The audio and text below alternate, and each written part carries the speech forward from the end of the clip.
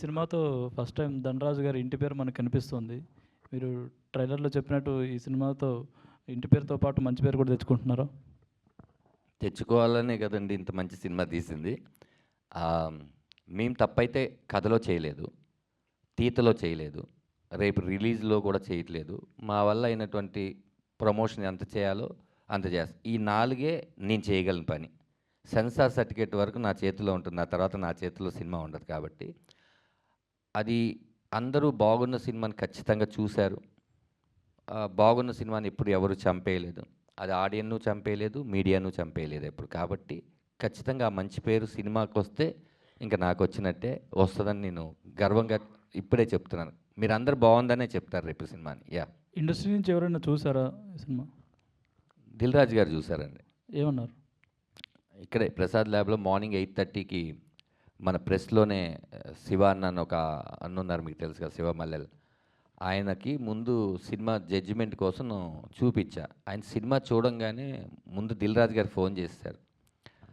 "ఈ సినిమా చాలా బావుందండి. మీలాంటి బ్యానర్ నుంచి సినిమా రిలీజ్ అయితే చాలా బాగుంటుంది" అని అన్నారు. ఇమ్మీడియేట్‌లీ 'దిల్ రాజు' గారు నాకు ఫోన్ చేశారు. "రేపు 8:30కి షో వేస్తావా? చూస్తానంటే" ఆయన షార్ప్‌గా 8:30కి వచ్చారు. నేను 'దిల్ రాజు' గారు ఇక్కడ చూసాం సినిమా. సినిమా అయిపోయిన తర్వాత వెళ్ళటమని షేక్ హ్యాండ్ ఇచ్చి, "ఒకసారి ఆఫీస్‌కి రా 3:00 అన్నారు. ఆఫీస్‌కెళ్ళాను. ఆఫీస్‌కెళ్ళిన తర్వాత మాట్లాడుకున్న తర్వాత ఆ టైంలో ఆయనకి 2 పెద్ద సినిమాలు ఉన్నాయి. 'గేమ్ చేంజర్' ఒకటుంది. 'సంక్రాంతికి వస్తున్నాం' ఉంది. ఈ 2 హడావుడిలో ఇంతా అయిపోయిన తర్వాత మనం ఒకసారి కూర్చొని దీన్ని ఎలా తీసుకొని వెళ్దాం ఆలోచిద్దాం అన్నారు. ఈ లోపల దీప ఆర్ట్స్ ఉంది కదండీ! వాళ్ళు ఫోన్ చేసి ఈ సినిమా మేము తీసుకుంటాము అని ఆయన అమరన్ సీడెడ్ చేశారు.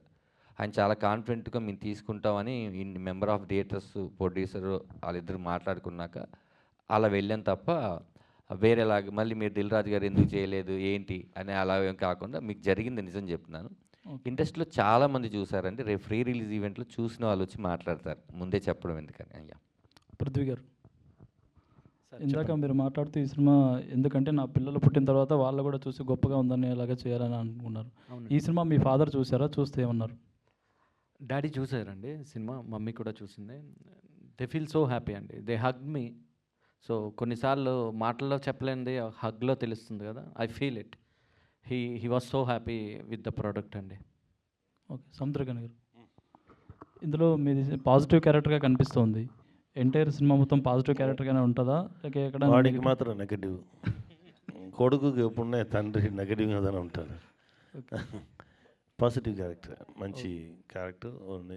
ఇలాంటి క్యారెక్టర్ ఇప్పుడు ఉన్న సొసైటీలో లివ్ చేయడం ఎంత కష్టం, పిల్లలను ఎలా కన్విన్స్ చేయడం ఎంత కష్టం. అలానేదా అయినా అన్ని తండ్రినే ప్యూర్గా ఉండాలి, మన పిల్లలకి మనం హీరోగా ఉండాలి, పిల్లలు మనల్ని చూసే నేర్చుకున్నారు అలాని ఉన్న తండ్రిదా. బట్ పిల్లలు వచ్చి ఎందుకు ఇలా ఉన్నావు, నువ్వు మార్చు నిన్ను నువ్వు మార్చుకో అలాని ఫైట్ చేసే పిల్లలు ఆ కాన్ఫ్లిక్ట్దా ఫిల్మ్లో కొంచెం స్ట్రాంగ్గా ఉండు. అది అందరికీ రియల్గా కనెక్ట్ అవుతుంది. Okay. Wish all the best. Thank you.